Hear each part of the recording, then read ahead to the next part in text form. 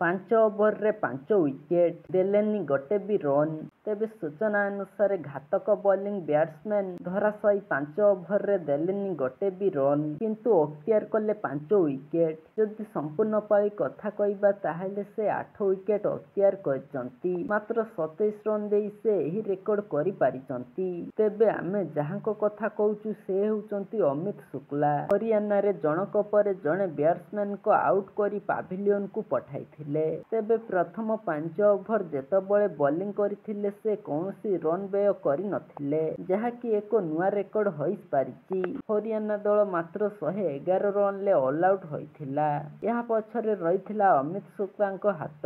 ସେପଟେ ଦ୍ୱିତୀୟ ପାଳିରେ ସର୍ଭିସ 205 ରନ୍ କରିଥିବା ବେଳେ 94 ରନ୍ରେ ଲିଡ୍ ଦେଇପାରିଛି। ତେବେ ଅମିତ ପ୍ରଥମ ଓଭରରେ ଦ୍ୱିତୀୟ ବଲ୍ରୁ ହିଁ ହରିୟାଣାକୁ ଅକଳରେ ପକାଇଥିଲେ। ତୃତୀୟ ବଲ୍ରେ ଯୁବରାଜ ସିଂଙ୍କୁ ଆଉଟ୍ କରି ପାଭିଲିୟନ ପଠାଇଥିଲେ।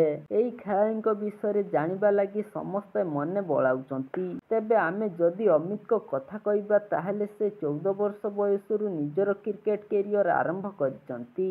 ପୂର୍ବରୁ କ୍ରିକେଟ ପ୍ରତି ତାଙ୍କର ଆଗ୍ରହ ନଥିଲା। ଏବେ ସେ 22 ବର୍ଷୀୟ ହୋଇଥିବା ବେଳେ ବାପା ଜଣେ ସୈନିକ। ସେ ଲିଷ୍ଟ ଏ ଏବଂ ପ୍ରଥମ ଶ୍ରେଣୀ କ୍ରିକେଟ ଖେଳିଛନ୍ତି। ଆଗାମୀ ସିଜନରେ ସେ IPL ଦଳରେ ମଧ୍ୟ ସ୍ଥାନ ପାଇପାରନ୍ତି ବୋଲି କୁହାଯାଉଛି।